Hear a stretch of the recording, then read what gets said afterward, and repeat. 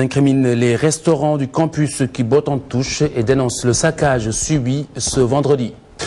Affaire de la tuerie de Keur Samba Laobé, les Thiessois reprennent leur quotidien. Les Tiantakoun avaient fait dérailler le calme de la ville pour exiger la libération de leur guide. Cheikh Béthio Thioune risque la perpétuité si sa culpabilité dans l'affaire s'avère. L'incontournable, bienvenue à tous.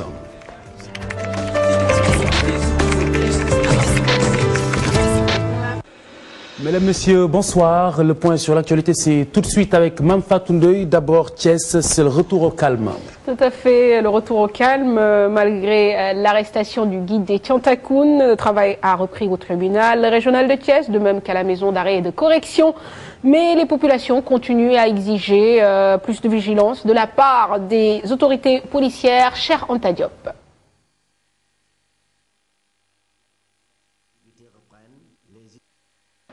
Tribunal régional de Thiès, les activités reprennent. Les usagers sont venus tout ce matin à la recherche de casiers judiciaires et d'autres papiers administratifs. Il y a une forte présence policière devant la porte. Redoublée de vigilance et de prudence, les populations en demandent aux forces de l'ordre. Direction maison d'arrêt et de correction de Thiès, lieu de détention de Cheikh Béthio Thioune. Là également, rien n'a été négligé. Difficile d'accéder au quartier 10e, toutes les voies qui mènent vers la prison sont barricadées.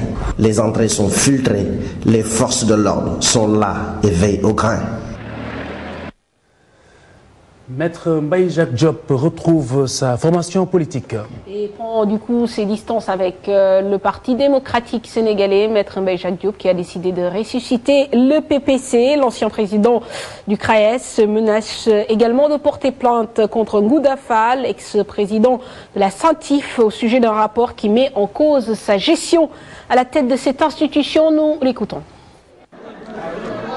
Que s'agissant de cette information qui est pour moi une fausse information de blanchiment d'argent ou de détournement d'argent, que j'ai quitté le CRAES, comme on dit, quand il a été dissous. À la dissolution, on a installé par arrêté une commission de liquidation présidée par un magistrat, en l'occurrence le défunt Lamine Coulibaly. Rien ne m'a été reproché.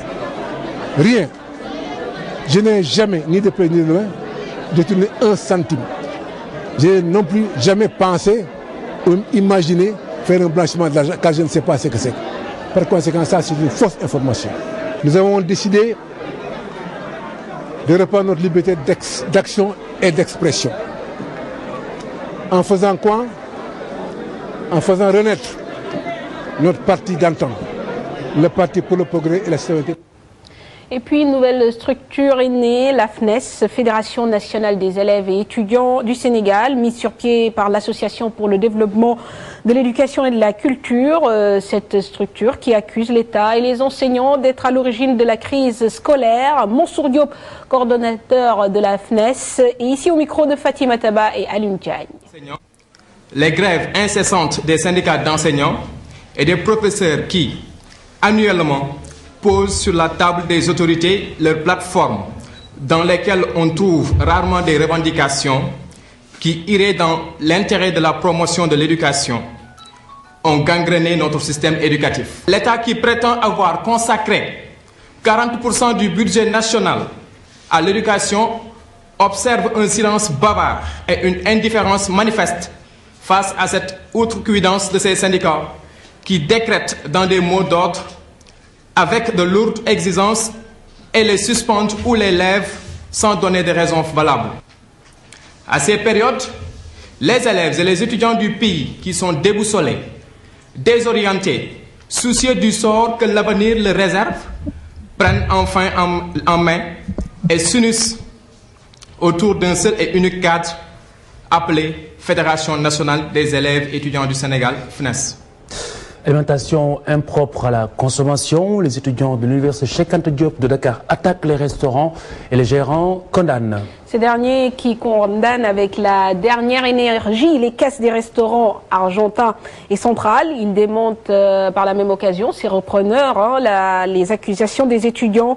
Ces derniers qui disent avoir mangé des plats intoxiqués. Voici le porte-parole des repreneurs, Moustapha Amar, au micro d'Émile Diouf et Adama Gueye.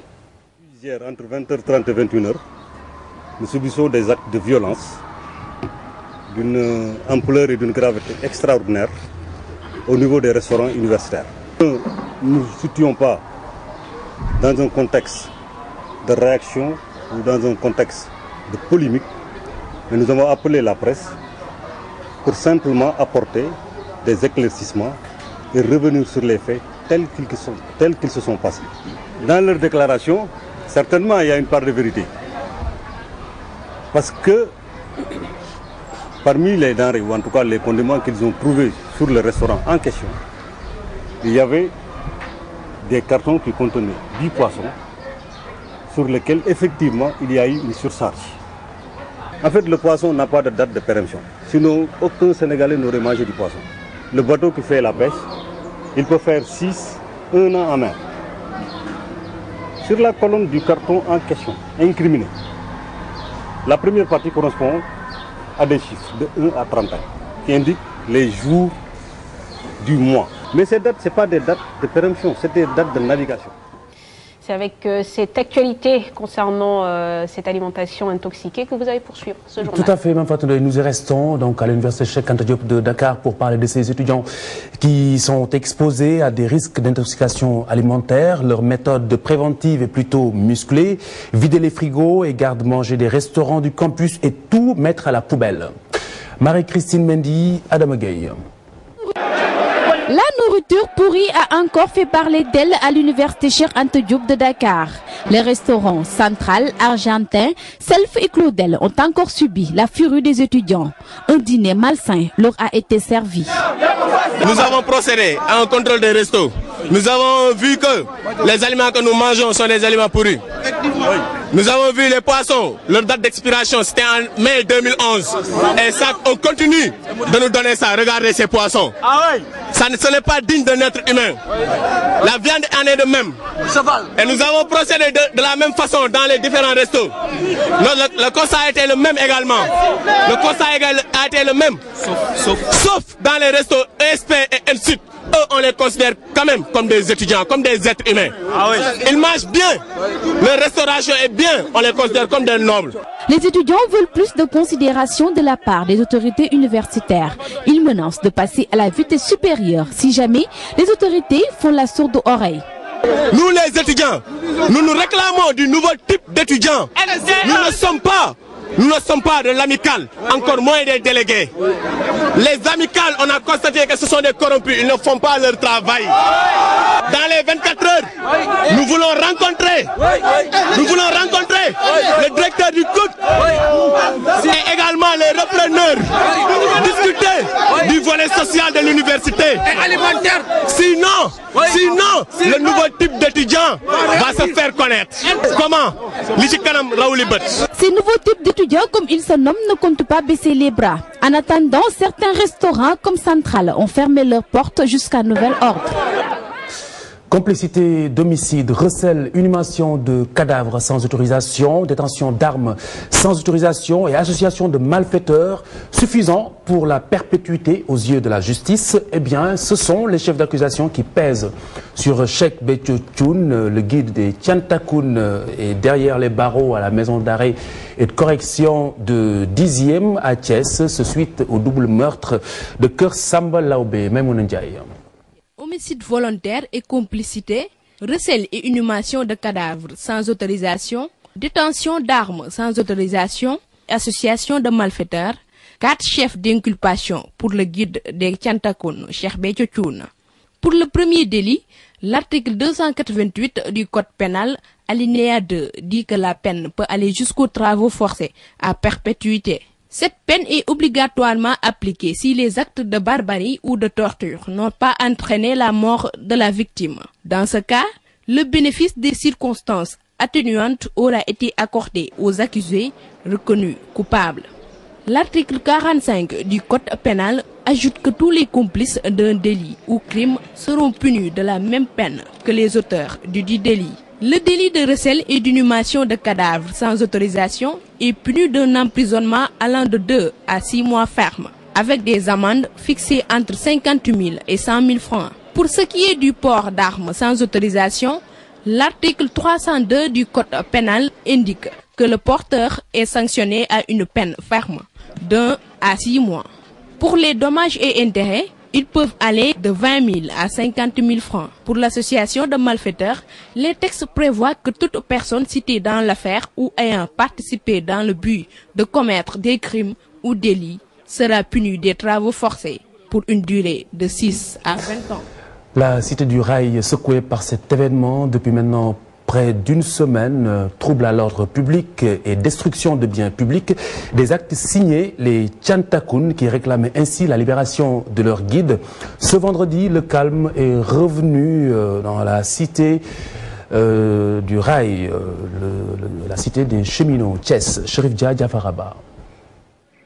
Thiès, une ville sous le feu des projecteurs depuis lundi, avec l'arrestation puis l'inculpation de Cheikh Béthio Thioune et 20 autres de ses disciples. Ils sont inculpés pour des meurtres présumés de Bara Sow et Ababacar Diagne à Keur Samba Laobé. Voulant exiger la libération de leur guide, les Tchantakoun se donnent rendez-vous à la capitale du Rail. Les uns assiègent le tribunal régional de Thiès, les autres, plus téméraires, défient les forces de l'ordre, scandant parfois le nom du Cheikh.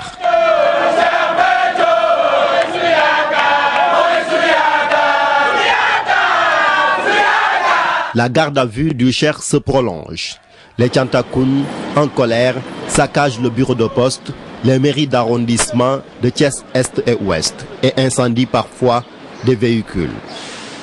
Et la peur s'installe sur Thiès. Ces actes de vandalisme n'ont pas empêché les enquêteurs de faire leur travail. La sécurité est du coup renforcée à Thiès le jour du déferment de Cheikh Béthio Thioune.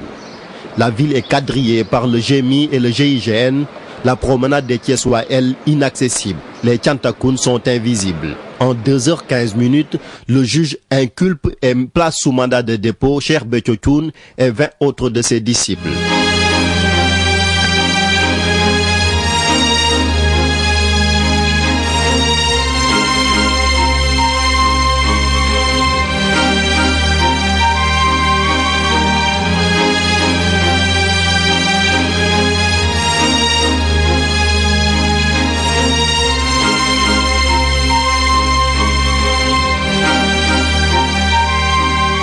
Ils sont mis en cause dans des affaires criminelles et sont en détention préventive à la maison d'arrêt et de correction de Thiès. C'est une prison désormais sous haute surveillance policière. Les habitudes des populations du quartier 10e changent le temps de la détention préventive du Cheikh dans cette prison. Chérif Dia, à présent, la préoccupation des Bissau-Guinéens établis à Dakar. L'association des ressortissants de ce pays lance sa fusée de détresse, un SOS pour le retour à l'ordre constitutionnel. Compte rendu de leur conférence de presse, Ibou Diouf, Ibou Cissé. Ils sont plusieurs centaines de Bissau-Guinéens à vivre au Sénégal, regroupés au sein d'une association. Ces étudiants et autres citoyens bissau-guinéens s'indignent de la situation qui prévaut actuellement dans leur pays. Nous sommes au Sénégal, on se dit qu'il est temps que les populations commencent à se lever pour dénoncer ce qui est devenu une sorte de coup d'État chronique en Guinée-Bissau. Suite au soulèvement militaire ayant entraîné la destitution du gouvernement, cette association de Bissau-Guinéens demande le retour à l'ordre constitutionnel. Nous avons choisi la démocratie, donc il faut vivre dans la démocratie. La démocratie, il y a des règles à respecter, c'est pour cela que nous demandons le retour immédiat de l'ordre constitutionnel, parce qu'il y a un gouvernement qui était en place, qui avait été en tout cas institué par la voie démocratique, c'est-à-dire que c'est le peuple qui a légitimé ce gouvernement, c'est le seul gouvernement légitime, c'est pourquoi nous demandons là, le retour en tout cas de l'ordre immédiat. Ce mouvement n'exclut pas l'envoi d'une force militaire d'interposition afin de garantir la sécurité aux autorités civiles et aux citoyens. Ce n'est qu'une proposition, si cela est la position de la communauté internationale, on ne va pas d'inconvénient. Tout est en stand-by actuellement, il n'y a pas de gouvernement, il n'y a rien du tout. Ce n'est qu'un groupe de militaires qui contrôle la situation.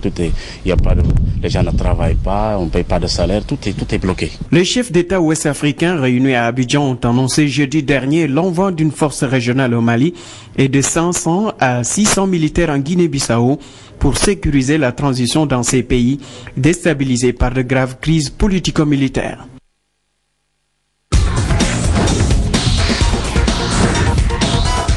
Les sports avec Mamfatou Ndoye, rebonsoir. Rebonsoir Khalifa, on attend toujours de savoir qui de Pierre Lechantre ou Bruno Metsu sera nommé à la tête de l'équipe nationale du Sénégal. En attendant d'avoir cette information, puisque le comité exécutif de la FSF se réunit en ce moment même. Des voix discordantes quant à la nomination de Bruno Metsu. C'est le cas de Salam Lam qui rejette une future nomination de l'ancien sélectionneur du Sénégal pour l'entraîneur de l'US Ouakam. Bruno Metsu avait quitté le pays au moment où les Sénégalais avaient besoin de lui. Nous écoutons son point de vue au micro de Sayer Insa Diop. Les décideurs ont voulu choisir un entraîneur étranger. Maintenant, si on analyse ces deux, moi je dis que en tout cas, je ne serai pas pour Bruno. Pour une raison, je ne suis pas en tout cas un revanchard. Mais Bruno avait fait d'excellents résultats avec le Sénégal, comme je viens de le dire. Mais ça ne l'a pas empêché, quand il a eu un grand nom, un grand palmarès, il est parti chercher de l'argent en Arabie Saoudite.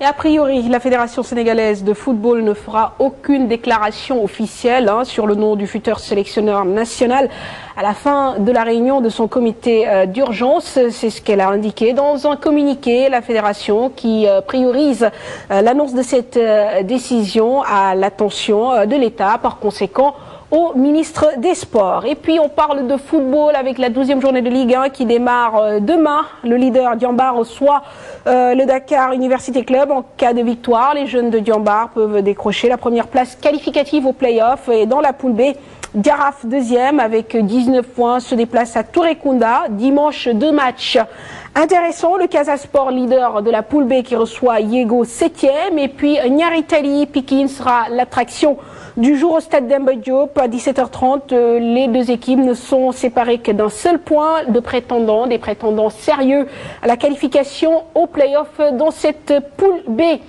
Voilà pour le point sur le sport, Khalifa Diakhaté. Merci Mamfatou Ndoye. Et puis en guise de rappel pour clore cette édition, c'est pour parler du festival de Cannes 2012, 65e édition de ce festival. Le prix Un certain regard peut-être retrouve le Sénégal cette année après Moladé de Ousmane Sembène. La pirogue de Moussa Touré, le réalisateur sénégalais, figure dans la sélection officielle de Cannes 2012 dans cette catégorie Un certain regard. Mesdames et messieurs, bonsoir, excellent week-end.